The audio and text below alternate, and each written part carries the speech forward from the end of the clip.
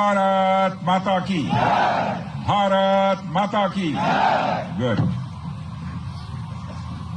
जम्मू कश्मीर के lieutenant governor Shri Manoj ji Sinha, Jammu Kashmir के मुख्यमंत्री जनाब अमर अब्दुल्ला साहब, chief of army staff general Upendra ji Dwivedi, GOC-in-C northern command lieutenant general Prateek Sharma, GOC-15 corps lieutenant general Prashant Srivastava और हमारी आर्म्ड फोर्सेस के सारे ऑफिसर्स और मेरे बहादुर जवानों, सबसे पहले आतंकवाद और आतंकवादियों से लड़ते हुए हमारे जिन बहादुर जवानों ने अपनी शहादत दी है, उनकी शहादत को मैं नमन करता हूं, उनकी मैं स्मृति को नमन करता हूं। और साथ ही पहलगाम में जो निर्दोष नागरिक आतंकवादियों के द्वारा मारे गए हैं, उनकी भी स्मृति को मैं नमन करता हूं। मैं हमारे घायल सैनिकों के साहस को भी नमन करता हूं और ईश्वर से यह प्रार्थना करता हूं कि वह जल्द से जल्द स्वस्थ हो जाएं। मेरे दोस्तों, इन विषम परिस्थिति में आप सबके बीच आज आकर मैं स्वयं को बहुत ही गौरवान्वित महसूस कर रहा हूं। हमारे प्रधानमंत्री माननीय नरेंद्र मोदी जी के कुशल नेतृत्व और मार्गदर्शन में ऑपरेशन सिंदूर के दौरान आपने जो कुछ भी किया है, उस पर पूरे देश को गर्व की अनुभूति हो रही है। मैं अभी भले ही आपका रक्षा मंत्री हूं, लेकिन उससे पहले तो मैं भारत का एक नागरिक हूं। रक्षा मंत्री के साथ साथ मैं आज भारत के नागरिक के रूप में भी आप सबके प्रति आभार व्यक्त करने के लिए यहां मौजूद हूं। पहलगाम हमले के बाद हमारे जम्मू कश्मीर की जनता ने पूरी एकजुटता के साथ और पाकिस्तान और साथ ही साथ आतंकवादियों के प्रति जिस प्रकार से अपने गुस्से का इजहार किया है, मैं जम्मू कश्मीर की जनता का भी अभिनंदन करता हूं। मेरे साथियों, आपकी उस ऊर्जा को महसूस करने आया हूं जिसने दुश्मनों को नष्ट नाबूद कर दिया है। आपने जिस तरीके से सीमा के उस पार पाकिस्तान की चौकियों और बंकरों को आपने ध्वस्त किया, दुश्मन मैं समझता हूं उसे कभी भूल नहीं सकता। आपने देखा होगा कि आमतौर पर लोग जोश में होश खो देते हैं, लेकिन आपने जोश भी रखा, होश भी रखा और सूझबूझ के साथ दुश्मनों के ठिकानों को आपने बर्बाद किया। आज मैं यहां रक्षा मंत्री के साथ साथ एक मैसेंजर के रूप में भी आप सबके सामने मौजूद हूं। पूरे देश की शुभकामनाएं, उनकी प्रार्थनाएं और उनकी कृतज्ञता को लेकर आप सबके बीच यहां मैं मौजूद हूं।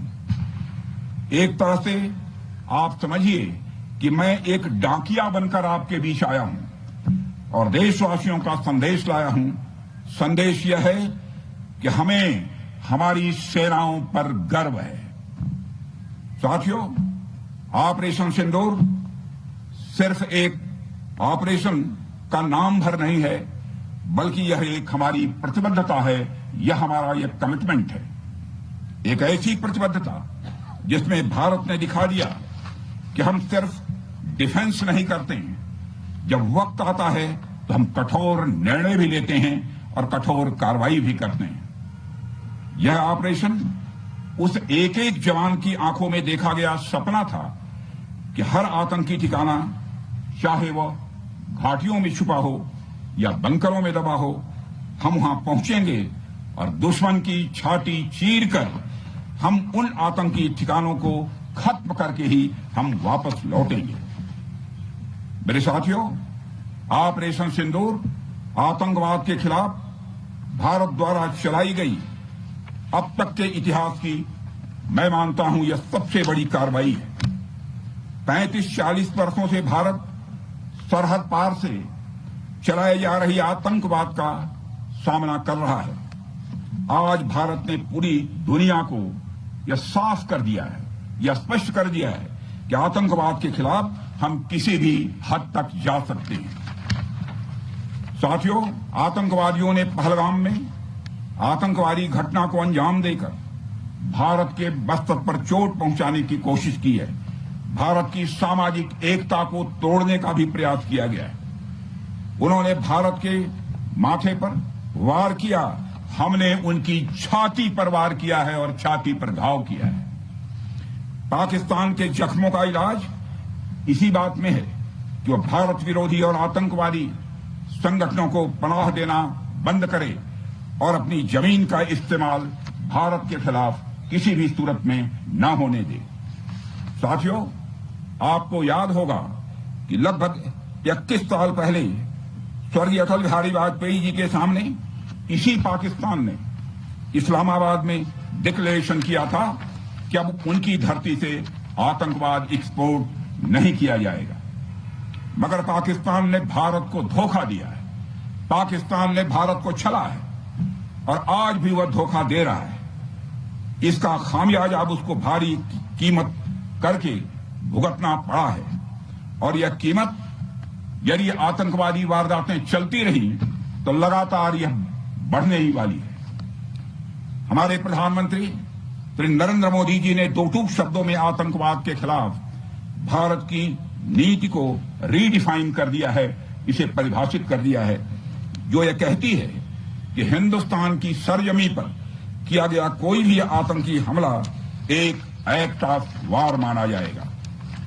दोनों देशों में जो अंडरस्टैंडिंग बनी है फिलहाल वह इसी बात को लेकर है कि सरहद पार से कोई बेजा हरकत अब नहीं की जाएगी। अगर की गई तो बात निकलेगी तो बहुत दूर तक जाएगी। साथ ही हमारे प्रधानमंत्री ने यह भी साफ कर दिया है, आतंक और बातचीत कदापि एक साथ नहीं चलेंगे और अगर बात होगी तो आतंकवाद पर होगी और पाक ऑक्युपाइड कश्मीर पर ही होगी। साथियों, ऑपरेशन सिंदूर की कामयाबी ने पाकिस्तान में छिपे आतंकी संगठनों और उनके आकाओं को भी यह साफ बता दिया है कि वे कहीं भी अपने आप को महफूज और सुरक्षित न समझें। अब वे हमारे बहादुर भारतीय सेनाओं के निशाने पर हैं। दुनिया जानती है हमारी सेनाओं का निशाना अचूक है और वो जब वो निशाना लगाते हैं तो गिनती करने का काम वह दुश्मनों पर छोड़ देते हैं। साथियों, आज आतंकवाद के खिलाफ भारत की प्रतिज्ञा कितनी कठोर है इसका पता इसी बात से चलता है कि हमने उनके न्यूक्लियर ब्लैकमेल की भी परवाह नहीं की है।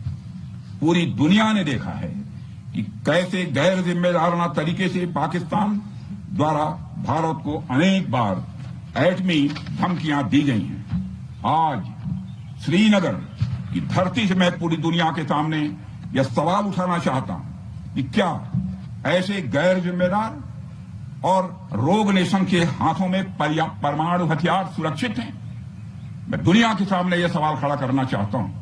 मैं मानता हूं कि पाकिस्तान के एटमी हथियारों को IAEA international atomic energy agency की निगरानी में लिया जाना चाहिए। मैं ये कहना चाहूंगा और साफ तौर पर कहना चाहूंगा। साथियों, हमारी सेनाओं हमारी सीमाओं पर अपनी मातृभूमि की रक्षा के लिए जिस तरह से आप सभी बिना रुके बिना थके दिन रात लगे रहते हैं वह अपने आप में अद्भुत है और अद्वितीय भी है। आपकी यही बातें हम सब भारतीयों के लिए मार्गदर्शक का कार्य करती हैं। यही कारण है कि मैं हमेशा आपसे मिलने के लिए उत्साहित रहता हूं ताकि आपके अंदर की ऊर्जा से हम सब भी कुछ प्रेरणा ले सकें। साथियों, आतंकियों ने पहलगाम में धर्म पूछकर हमारे निर्दोष लोगों को मारा। उसके बाद आपने जो जवाब दिया उसे पूरी दुनिया ने देखा है। उन्होंने यह नहीं सोचा कि आम नागरिकों ने उनका क्या बिगाड़ा है, उन्होंने ऐसा क्या किया है कि उन्हें मार दिया जाए। पर मैं यह कहना चाहूंगा, आतंकियों ने भारतीयों को धर्म पूछकर देखकर मारा, धर्म पूछकर मारा, तो हमने आतंकियों को उनका कर्म देखकर मारा है। उन्होंने धर्म देखकर बेगुनाहों की जान ली।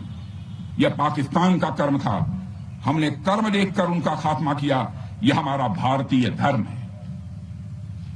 एक रक्षा मंत्री के रूप में मुझे आप सबको बेहद नजदीक से वर्षों से जानने का और समझने का अवसर मिला है। मैं आपके साहस और पराक्रम को तो जानता ही हूं, साथ ही साथ पहलगाम जैसी घटना के प्रति आपके गुस्से को भी मैं अच्छी तरह जानता हूं। साथियों, मुझे पता है कि पहलगाम के बाद आपके अंदर गुस्सा था, पूरे देश के अंदर गुस्सा था। मुझे पता है कैसा महसूस होता है जब धमनियों में बह रहा रक्त बेकाबू होने लगे, और मुझे इस बात की खुशी भी है कि आपने अपने गुस्से को सही दिशा देते हुए बड़ी बहादुरी और सूझबूझ के साथ पहलगाम का बदला लिया है। रही बात पाकिस्तान की, तो उसकी बात ही क्या करूं आपसे। वह देश तो मांगते मांगते अपनी जहालत से एक ऐसी हालात में आ गया है कि उसके बारे में यह भी कहा जा सकता है कि पाकिस्तान जहां भी खड़ा होता है वहीं से मांगने वालों की लाइन प्रारंभ हो जाती है। अभी आपने सुना ही होगा कैसे वह फिर एक बार इंटरनेशनल मॉनेटरी फंड IMF के पास कर्ज मांगने गया। वहीं दूसरी तरफ हमारा देश है कि हम आज उन देशों की श्रेणी में आते हैं जो IMF को फंड देते हैं ताकि IMF गरीब देशों को कर्ज दे सके। ऐसी स्थिति में हमारा यह भारत है। रामचरितमानस में स्वामी तुलसीदास जी ने लिखा है, जहां सुमतितः संपत्ति नाना, जहां कुमतितः विपत्ति निदाना।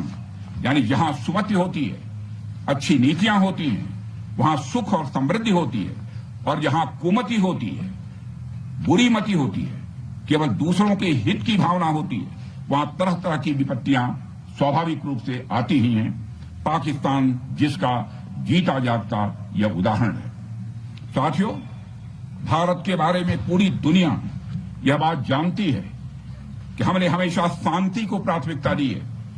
हम आमतौर पर युद्ध के समर्थक कभी नहीं रहे, लेकिन स्थितियां जब इतनी विकट हो जाएं, जब देश की संप्रभुता पर आक्रमण होने लगे, तो जवाब देना यह आवश्यक हो जाता है। राष्ट्रकवि रामधारी सिंह दिनकर जी की पंक्तियां आपके सामने रखना चाहूंगा। रुग्ण होना चाहता कोई नहीं, रुग्ण होना चाहता कोई नहीं, रोग लेकिन आ गया जब पास हो तिक्त औषधि, कड़वी औषधि। तिक्त औषधि के सिवा उपचार क्या, शमित होगा वह नहीं मिष्ठान्न से। यानी कोई बीमारी अगर लग जाए वह मिठाई से दूर नहीं होती है, उसके लिए कड़वी दवा ही काम करती है। इसलिए आतंकवाद जैसे रोग के लिए भी ऑपरेशन सिंदूर जैसी दवा की बड़ी जरूरत हो गई थी। साथियों, पूरे देश में हमारी सेनाओं को और हमारे सैनिकों को एक सम्मान की दृष्टि से देखा जाता है। एक सशक्त राष्ट्र वही होता है जो अपनी सेनाओं को सम्मान के साथ साथ आधुनिक हथियार और साजो सामान भी दे जिसकी उसे जरूरत है। मुझे गर्व है कि आज प्रधानमंत्री जी के नेतृत्व में सरकार हमारी सेनाओं के लिए यह सब सारा काम कर रही है। हमने यह सुनिश्चित किया है कि हमारी सेनाएं हर परिस्थिति के लिए तैयार रहें। और मैं यहां पर army chief general Upendra Dwivedi ji को भी बधाई देना चाहता हूं, क्योंकि बार बार मेरी चर्चा होती रही है और बार बार मैं यह पूछता हूं कि जो भी आवश्यकताएं हैं उन आवश्यकताओं को पूरा करने के लिए हम पूरी तरह से तैयार हैं। और इसलिए इसके लिए हम वर्ल्ड क्लास बेहतरीन गुणवत्ता वाले साजो सामान अपनी सेनाओं को देने की कोशिश कर रहे हैं। आज आधुनिक राइफल्स, मिसाइल डिफेंस शील्ड और ड्रोन्स जैसी नई पीढ़ी के कई इक्विपमेंट को तेजी से भारत में ही बनाया जा रहा है। साथियों, इसके अलावा सीमावर्ती इलाकों में हमने जो काम किया है वो आप सब देख रहे होंगे। आज LAC और YLOC पर भी कनेक्टिविटी है, वैसी पहले शायद कभी नहीं थी। हमने हर स्तर पर यह दिखाया है कि हमारी सरकार केवल युद्ध भूमि पर ही नहीं बल्कि व्यक्तिगत रूप से और पारिवारिक रूप के साथ अपने सेना के जवानों के साथ खड़ी है।